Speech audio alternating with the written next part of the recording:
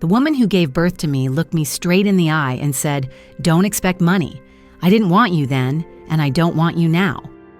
Those words cut through me, sharper than any knife could. My name is Linda Harper. I'm 66 years old, and that moment was the first time in my life I ever stood inside the marble foyer of my biological parents' mansion. I had dreamed about this meeting for more than 50 years. I had imagined tears, maybe even apologies, or at the very least an acknowledgement of my existence. Instead, the woman who carried me for 9 months dismissed me with a single cruel sentence, like I was nothing more than an inconvenience that had somehow found its way back to her front door. As I stood there frozen in that glittering room filled with paintings worth more than my entire house, I realized just how wide the gap was between the life I had lived and the life they had chosen. For decades, I worked double shifts as a waitress, scraping together every penny to keep a roof over my daughter's head. I had hoped that one day finding my real family would bring me closure, maybe even love. What I got instead was rejection, sharp, unapologetic, and final. But what my mother didn't know, what she couldn't have predicted, was that my daughter would soon walk through that very door. And my daughter, Emily Harper, is not someone you dismiss so easily. At 39, Emily had become one of Hollywood's most recognizable faces, a star whose smile lit up movie screens, but whose loyalty and courage ran even deeper. She had always been my protector, my strength, and in this house full of cold marble and colder hearts, she was about to change everything. So before I take you further into this story, let me make you a promise. This is not just a tale about betrayal or about wealth and inheritance. This is a story about dignity, about standing tall even when the people who should have loved you the most try to push you down.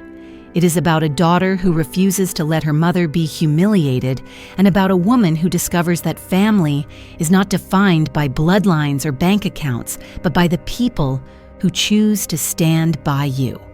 If you have ever felt dismissed, unworthy, or unseen, I want you to know you are not alone.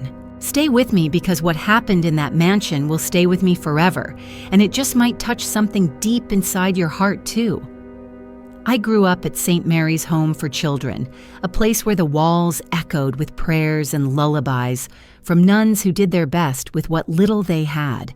For years, I was just another child in a long row of metal-framed beds, wondering if someone would ever come and claim me. When I was 8, that miracle came. A factory worker named Frank Harper and his wife Helen, who cleaned houses for a living, walked into my life. They had no riches, no glamorous home, but what they gave me was something priceless love that was steady and unconditional. Frank and Helen became my parents in every way that mattered. They cheered at my school plays, saved up coins to buy me birthday presents, and taught me the value of hard work and honesty. We didn't have much, but I never felt poor when I was with them. They showed me that family wasn't about where you came from, but about who chose to stand beside you. That lesson carried me through more storms than I can count. Then when I was 19, my world shattered. On the morning of my college graduation, Frank and Helen were driving to the ceremony when their car was struck by a truck. In a single moment, I lost both of them. Instead of celebrating, I found myself planning 2 funerals. With no siblings, no extended family, I was completely on my own. The loneliness of those years is hard to describe. To survive, I took a job at a diner in Toledo.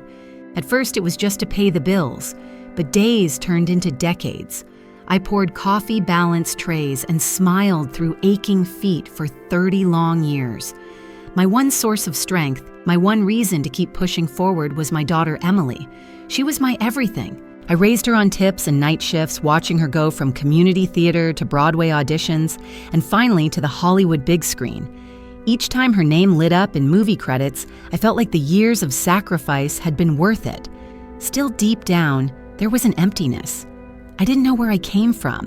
I didn't know whose eyes I had or why I had been left behind. That ache grew louder as I grew older.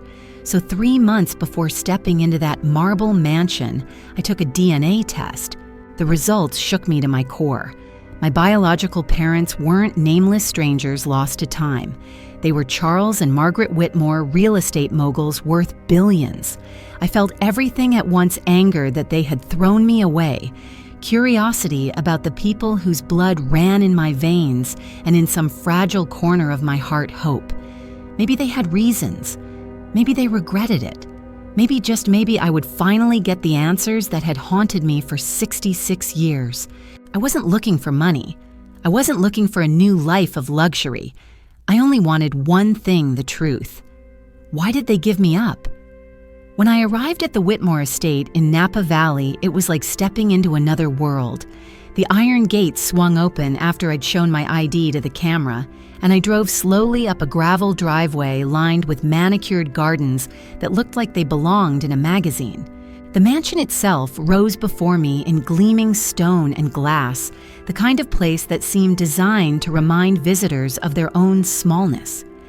I couldn't help but think that their landscaping budget for a single month was probably more than I had earned in years of serving coffee at the diner. A butler greeted me at the door, an actual butler dressed immaculately with an accent that made me feel like I'd walked into some period drama rather than real life. "Mrs. Harper, I presume," he said, with a quick glance that felt more like an evaluation.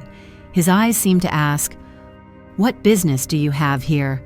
I smiled politely, trying not to let my hands shake. He led me through grand hallways lined with oil paintings and sculptures. Everything about the place screamed wealth and distance. In the conservatory, I met her Margaret Whitmore. My biological mother sat stiffly in a high-backed chair surrounded by exotic plants, every detail of her outfit whispering money and status. She looked at me not like a daughter, but like a stranger intruding on her carefully curated world. "So you're the child," she said flatly. "Not Linda, not even daughter, just the child."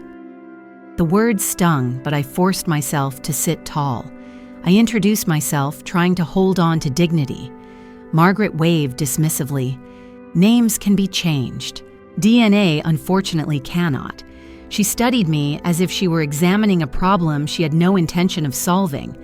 Her husband Charles entered soon after, moving slowly with a cane. His eyes softened for a moment as he took me in, and he even managed to say my name. But where Margaret was cold steel, Charles was faded regret, too weak to stand up to her, too hesitant to admit what they had done. I asked the question that had lived inside me all my life. Why was I given away? Margaret's answer was sharp and final. "You were inconvenient. We were building a future and a baby didn't fit." Then she leaned forward, her tone dripping with contempt. "Don't expect money. We didn't want you then, and we don't want you now." I can't fully explain the pain of hearing those words from the woman who gave me life. It was like being erased in front of her eyes.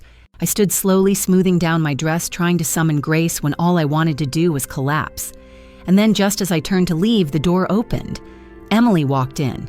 My daughter, radiant even in jeans and a sweater, carried with her a presence that made the entire room shift. Margaret and Charles stared at her, recognition flickering instantly across their faces. Emily Harper, Hollywood star adored on red carpets, was my daughter. She crossed the room, kissed my cheek, and turned to face them with a smile that held far more strength than warmth. "Beautiful home," she said, casually glancing around. "Worth what, 50, 60 million?" Then her smile sharpened. "Strange, isn't it, how you've given away millions to children's charities over the decades, yet refused to acknowledge the child you actually abandoned?" The room went still. My heart pounded as Emily continued listing donations to orphanages and adoption agencies, her voice clear and steady. She wasn't just defending me, she was exposing their hypocrisy for what it was. And now, dear listener, let me pause and ask you, if you were in my place, sitting in that room, hearing your own daughter call out the people who had discarded you, what would you do? Would you shout? Would you storm out?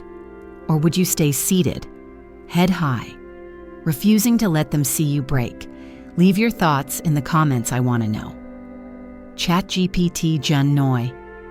The silence in the conservatory was already thick when Emily decided to push further. She pulled out her phone and began reading from documents her business manager had uncovered. "There's something you should know," she said, her voice calm but cutting. "Grandfather Whitmore, the man who built this empire you're all so desperate to protect, left behind a clause in the family trust. It's called a bloodline protection clause. Any biological heir with legitimate proof of DNA is entitled to an equal share of the estate." Margaret's face blanched. Charles gripped his cane tighter, and my half-brother Edward, who had just stormed into the room moments earlier, turned the color of chalk. Emily continued, "The trust today is worth about $1.6 billion. That means Edward receives 1/3 as the acknowledged son, and my mother, Linda Harper, as a confirmed biological daughter, is entitled to another third, roughly $500 million. The words hung in the air like thunder. I could see Edward's panic rising as quickly as his temper. "This is absurd," he barked, pacing like a trapped animal. "She can't just waltz in here and take everything we've built. Do you have any idea what this will do to the company, the board, the shareholders, our entire reputation?" His voice cracked, betraying fear more than anger. Margaret tried to steady the situation, her icy composure slipping. "This cannot get out," she whispered, her eyes darting between me and Emily. "The media will destroy us. Every business partnership we have will be questioned. Everything we've worked for gone." Charles said nothing.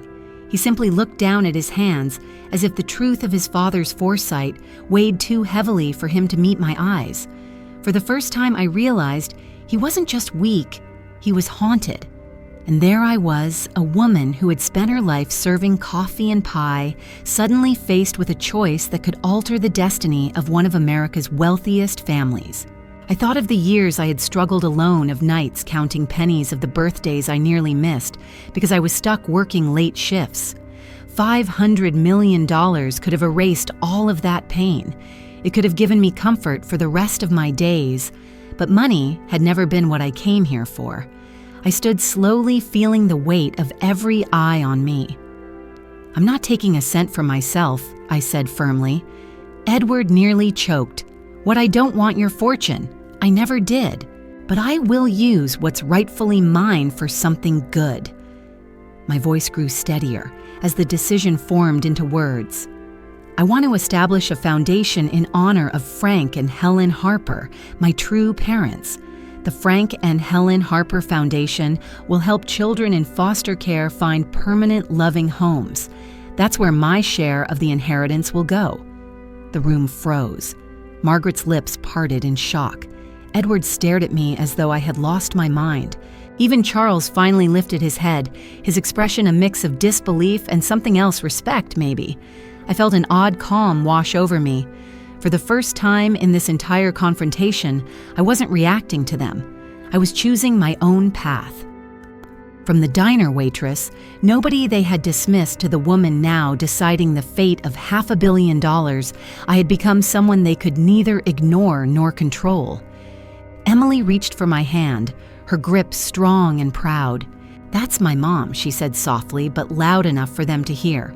"And I want to ask you, listening to this, how many of us have been overlooked, underestimated, or pushed aside, only to rise stronger than anyone expected? How many of us have discovered that true power isn't in wealth, but in the choices we make when finally given a voice?" That day, in that marble conservatory, the power shifted. I was no longer the abandoned child. I was the woman who chose dignity over revenge, purpose over greed, and legacy over silence.